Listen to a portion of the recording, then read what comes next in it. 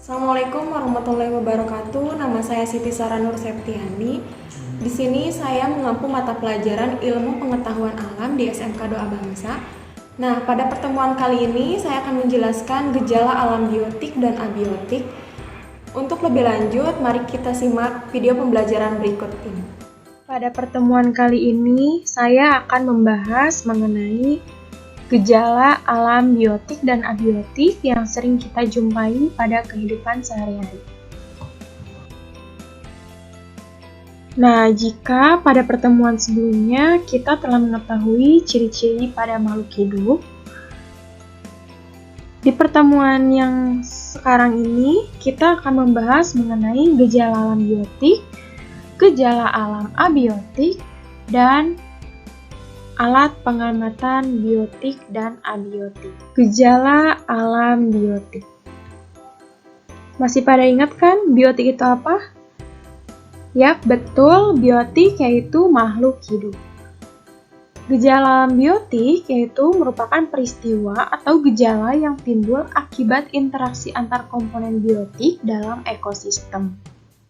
Nah, berikut beberapa peristiwa gejala alam yang banyak kita jumpai di lingkungan sekitar kita. Yang pertama ada hama tanaman yang merajalela. Hama tanaman yang merajalela di area pertanian, misalnya sawah atau kebun, akan menimbulkan kerugian bagi petani. Keadaan ini dapat dipicu oleh terbunuhnya musuh alami, yaitu hama tersebut, baik karena penggunaan pestisida yang berlebihan maupun karena hadirnya predator lain. Nah, yang kedua yaitu penyebaran virus. Penyebaran virus berdampak buruk bagi kesehatan manusia dan makhluk hidup lainnya. Nah, di sini terdapat beberapa kasus penyebaran virus, yaitu yang pertama ada virus flu burung, muncul akibat mutasi genetik pada berbagai jenis unggas dengan perpindahan yang tidak terkendali.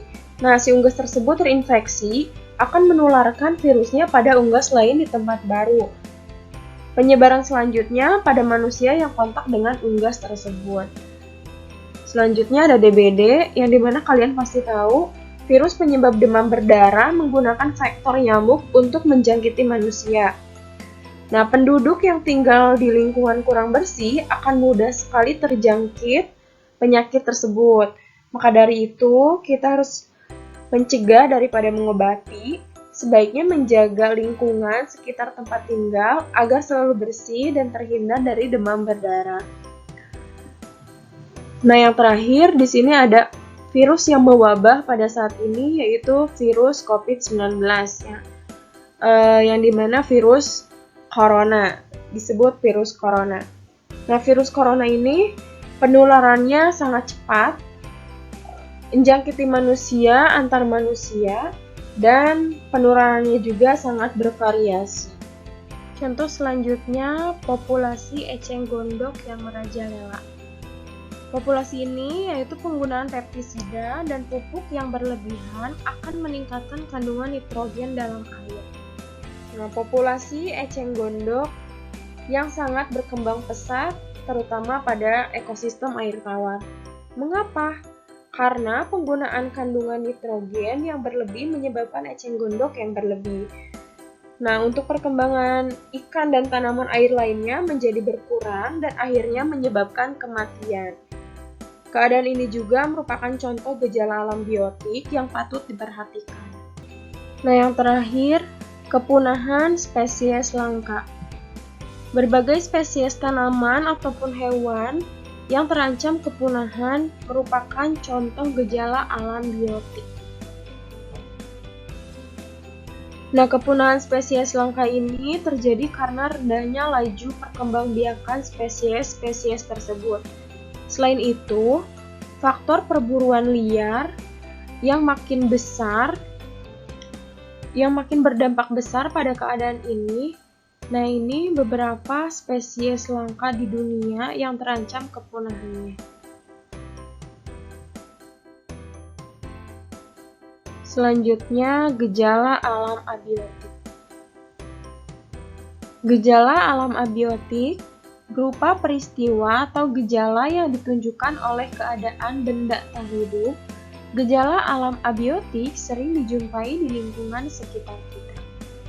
Berikut peristiwa-peristiwa yang sering kita jumpai.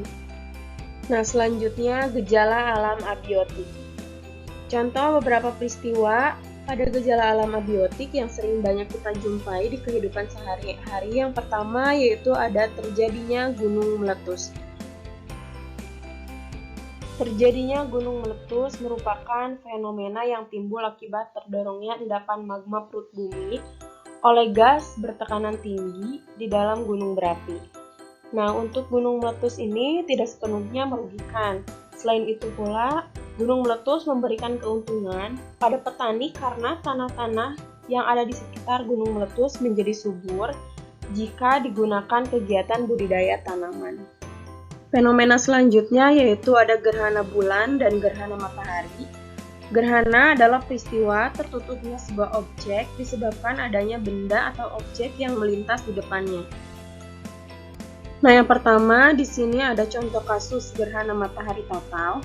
Gerhana matahari itu terbagi menjadi 3, yaitu ada gerhana matahari total, gerhana matahari sebagian, dan gerhana matahari cincin. Nah, gerhana matahari terjadi saat posisi bulan terletak di antara bumi dan matahari, sehingga menutup sebagian atau seluruh cahaya matahari. Selanjutnya di sini ada gerhana bulan.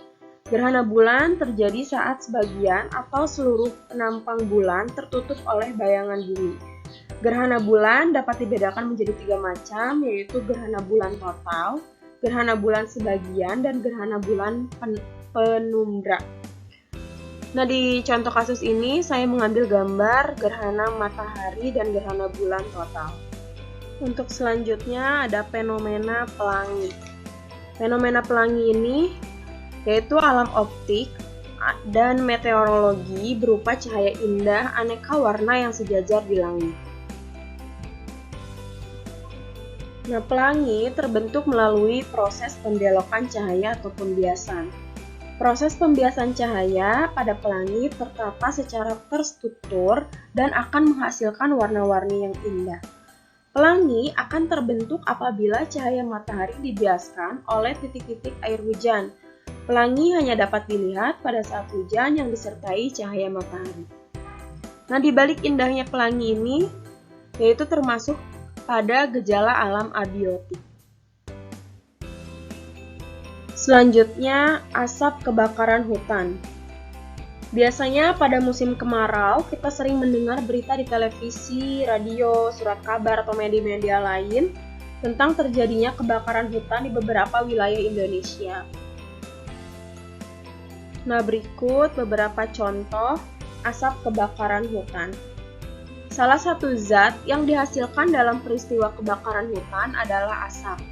Asap merupakan salah satu objek abiotik. Peralatan pengamatan gejala alam biotik dan abiotik. Pengamatan tentang gejala alam biotik dan abiotik dapat dilakukan di mana saja dan kapan saja. Meskipun demikian, ada juga pengamatan yang perlu dilakukan di tempat khusus, contohnya seperti di laboratorium. Nah, supaya pengamatan yang dilakukan menghasilkan data yang benar, akurat, dan dapat dipercaya, maka diperlukan alat atau bahan dan prosedur yang tepat. Nah, berikut beberapa peralatan yang digunakan untuk mengamati gejala alam biotik dan abiotik. Yang pertama ada teropong atau binokular. Nah, untuk orang muslim, teman-teman yang muslim, kita semua sering mendengar jika menjelang Ramadan atau Idul Fitri, penetapan berdasarkan hilal. Nah, teropong ini alat pengamatan yang bisa digunakan dari jarak jauh untuk melihat si hilal tersebut. Nah, yang kedua ada kamera. Kamera ini biasa digunakan untuk mendokumentasikan objek untuk diamati selanjutnya. Nah, selanjutnya ada barometer.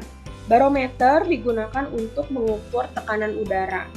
Nah, sedangkan Altimeter, alat untuk menentukan ketinggian suatu tempat dari permukaan air laut. Nah, barometer dan altimeter ini sangat berguna ketika kita melakukan pengamatan objek di alam terbuka. Demikian pembelajaran kali ini, semoga bermanfaat. Sampai bertemu lagi di video pembelajaran berikutnya.